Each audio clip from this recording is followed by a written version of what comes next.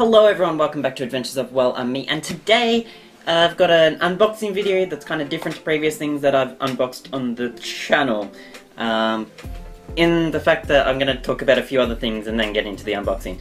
First thing, last year Nintendo released this. This is the Mini or Classic Nintendo Entertainment System. It's essentially an awesome plug-and-play console released by Nintendo. So I have it here in this case, which cost me less than $20, mind you, which also came with, you know, a cheap controller and extension cables. I want to do a review on that later on, but essentially, main things you got the console, you got a controller, one controller, you got a USB power cable, and you got an HDMI cable. So it doesn't come with an AC adapter, which is fine. You've got plenty lying around if you've got a mobile phone. But you got this console, which looked absolutely amazing.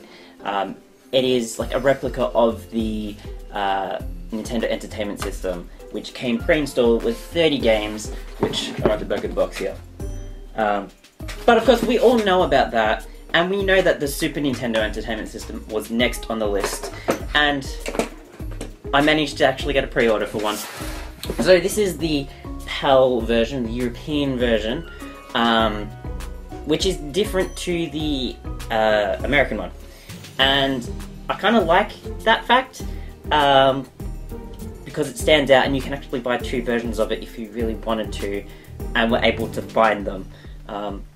But like the previous one, I've looked online since purchasing this. I pre-ordered it and the prices have gone up. I paid, so what was this? This was about $110 or something when it came out, $100. I paid about $200, which kind of sucks because it's a great console for someone that wants to legally own the games and has not owned a Nintendo Entertainment System before. I mean, I was born after they were a thing. To now actually have this 30 games, 30 of like the greatest games ever. It's great. I've been sitting down with Lauren playing this. She's loving the Kirby game. I'm playing through a couple of the other ones. It's great. But now that we've got this one, it's even awesome. One of my close friends growing up had a Super Nintendo, a SNES, and I used to go around and we played a couple games, and now we have our own SNES that we can play at my house. So this comes with 20 games plus Star Fox 2, which is unlocked by completing the first stage of the original Star Fox. Now that game is previously never released, so it's the only legitimate way that you can play that game to this day, which is awesome to have this. It also comes with Super Mario RPG, Legend of the Seven Stars. I've never played that. Comes with Super Mario World, Contra 3, Legend of Zelda: A Link to the Past, Kirby's Dream Course. I've never played that one. Donkey Kong Country, Super Mario World 2 Yoshi's Island, Super Mario Kart, Final Fantasy 3, which is Final Fantasy 6. Yeah, let's not get started on that. Kirby Superstar, 8 games in 1. Super Metroid, Super Ghouls and Ghosts, Earthbound, which is absolutely awesome, F-Zero, Street Fighter 2 Turbo, Super Punch-Out, Super Castlevania 4, Star Fox, Mega Man X, Secret of Mana, and Star Fox 2. I think that's 20. 1, 2, 3, 4, 5, 6, 7, 8, 9, 10, 11, 12, 13, 14, 15, 16, 17, 18, 19, 20, yes. But they don't actually show box art for Star Fox 2, which is disappointing. But anyway, enough jibber jabber. I actually want to open this and play it today. So we'll talk about some of the differences as well. I don't know why I'm making this video go as long as it is. My videos have been ridiculously short recently, but let's get into this. So, it's all out of the box. And yeah, I'm keeping the boxes. It's one of those things. They're going to be going in the background with all the Loot Crate stuff here, which I've got heaps. So, that's, you know, a thing. We have an operations manual. Plug cables in. Play. That's essentially all this is really saying. There's not much to it. But we've got the console here. We've got two controllers, which the this one only came with the one official controller. Then you have your USB charging cable, your HDMI cable, And yeah. So, I'm going to open the console up last. Just because, you know. Let's get rid of this packaging here. Don't need it. These controllers are actually pretty cool. They feel really, really good. So that's the Mini controller. I mean, it's, you know, essentially a replica. It is a Super Nintendo controller, which to me is, you know, awesome having one of those. Yeah, like I know they extended the cables by 2 feet, 1.5 feet, whatever it is. So they're still not, you know, the longest cables in the world, which is annoying, but, you know, it gives you that little bit extra length. And that's where the case that I ordered for the NES comes in handy, which I'll explain in a minute. Actually, no, I said I was going to do a separate video for that, so, you know, hang on to that. Let's just unwrap everything.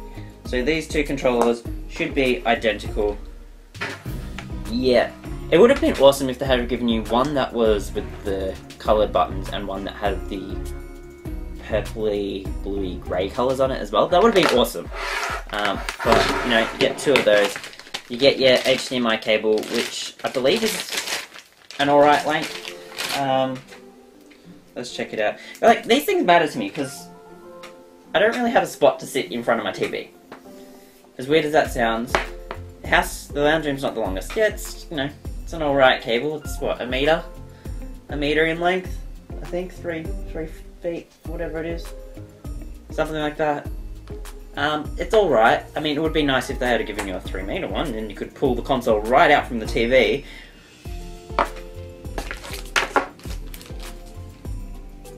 I think my father-in-law is mowing the lawn. Thank you. His lawn, not mine.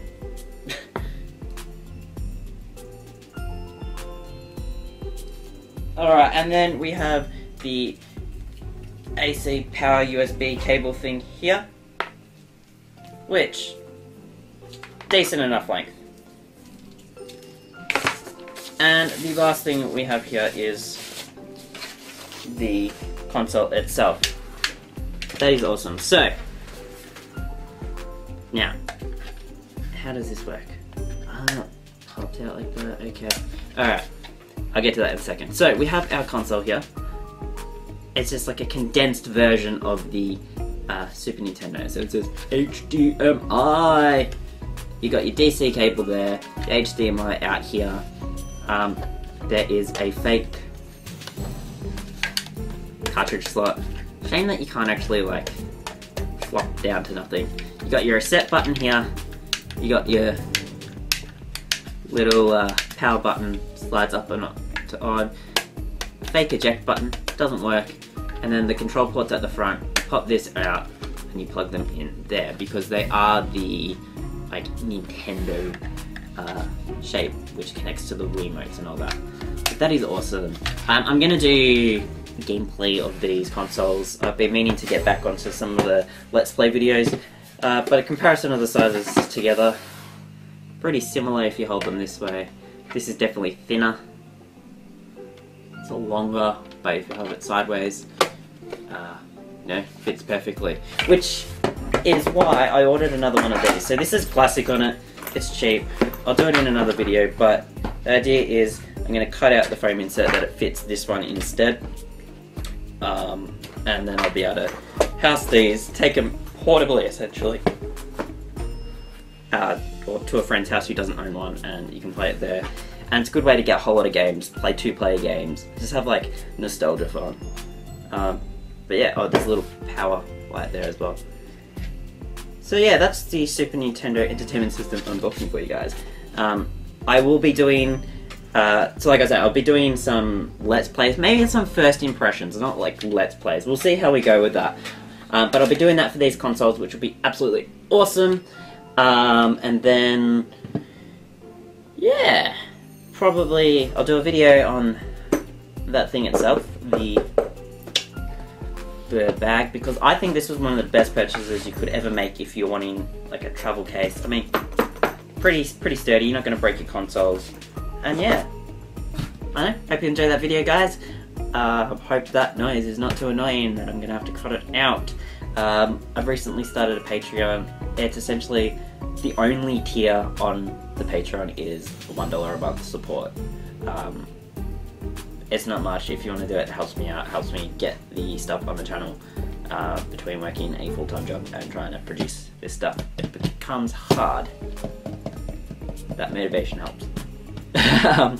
But essentially, what I want to do is use anyone that donates money to the Patreon. I want to put that towards getting new equipment for myself to record. And yeah, go from there. But there should be some videos on the screen for you to hit if you want to check something else out. Other than that, have a great day, guys, and I'll catch you next time. Yeah.